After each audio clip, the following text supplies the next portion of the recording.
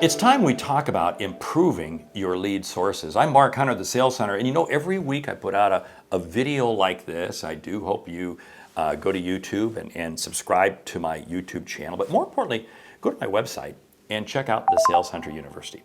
We've got a whole series of programs out there that are designed to do one thing, and we were named as one of the top 10 online programs this past year. So really, this says it's good stuff. And what I'm really talking about is prospecting. And in this video here, I want to talk about how do you improve your lead sources. You see, one of the questions you have to ask yourself is, am I just getting leads or am I really getting quality leads? And it starts with your sources. And I want to zero in on your sources. So one, tight ICP. I talk about this a lot, but I can't stress it enough. I don't want leads coming in that are just random people. I want to make sure they fit. And does the lead fit my tight ICP, my ideal customer profile? Two, what's worked before? Now, I want you to look at where your leads have come from before. And I want you to look at what are the leads that converted and what are the leads that never did convert. That's what I want. So look historically what's worked for you. And again, what I find is too many people just chase numbers. Don't chase numbers. Chase quality sources. So you may have gotten 90% of your leads from this particular source over here. It may be webinars. And only 5% that have come from this very tight white paper. But those 5% of your leads have a much higher conversion rate than, you know what? I want to focus in on the white paper. That's what I want to focus in on. Same thing might be in terms of saying, I get the majority of my leads from this particular geographic area because it fits into my ICP. Great, that's where I want to zero in on. What's worked before? Third one, referrals. You see, too many times salespeople do not take advantage of really asking for referrals. And I want you to drive that home with every customer that you have. I want you to be asking them for referrals. Hey, who else might I be able to assist in really the same way that I've been able to help you? And these are very easy conversations for you to have. Very easy conversations. And what does this mean? When they give you a referral, it has a much higher likelihood of closing. And what's real quick, easy tip here is make sure when they give you a referral that you keep them engaged, keep them involved, let them know how that referral, what happens to it. And if it closes, make sure you let them know. If it doesn't, let them know. Keep them, because there's nothing worse than somebody giving somebody a name, hey, here's somebody who you should talk to, and maybe even introducing you to them, and you never hear from them again. Yeah. Next one is your reputation. Your reputation really, really impacts much more than you. If you stop thinking about this, people do not start working with people until they first have done a little bit of a background check. I mean, Google's pretty universal, okay? It really is a pretty good search tool out there. And, you're wanting to have a conversation with this ideal customer profile.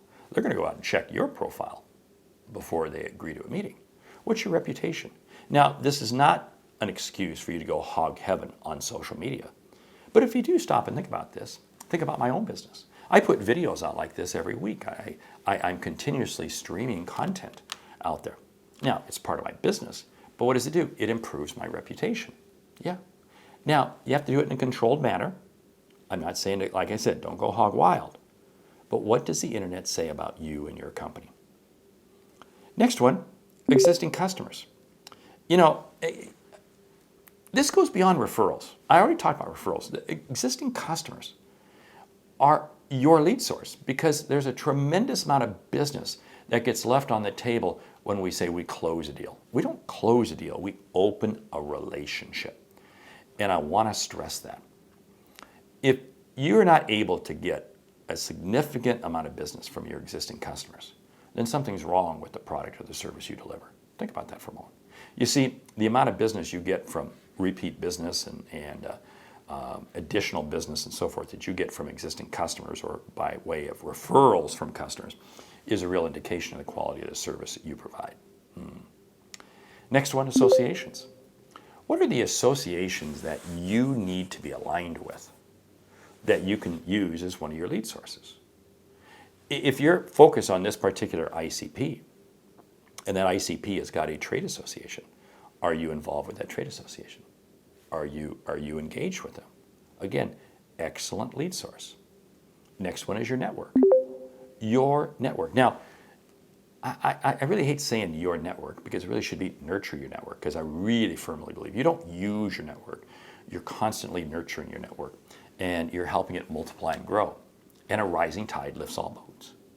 But I'm going to challenge you on this, that you've got a network that knows you, values you, sees support, sees quality in you, and you see quality in them.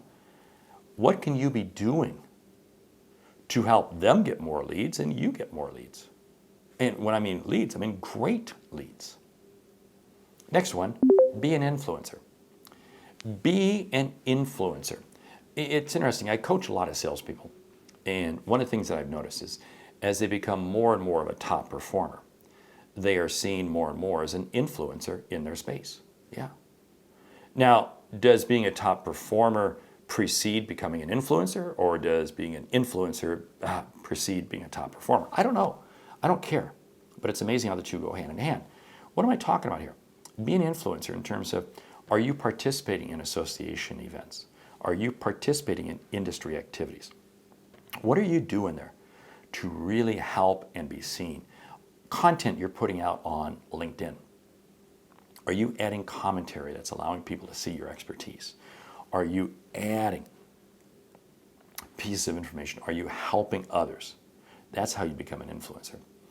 And the last one is qualify everyone. Don't allow a lead to become a prospect. Don't allow a lead to become a lead until it's qualified. You have to have a qualification process. What I see happening is when people come to me with a clogged pipeline, it is invariably clogged because they've allowed stuff to get in there that really has no reason to be in there. So I want to qualify everyone early on and not allow people who don't measure up to the criteria I want, really the things I've been talking about, and watch some of my other videos. And I give you a tremendous amount of information there on that. But the idea being is that you don't put people into your pipeline unless they're meaningful. Yeah. Hey, my name is Mark Hunter, the Sales Hunter.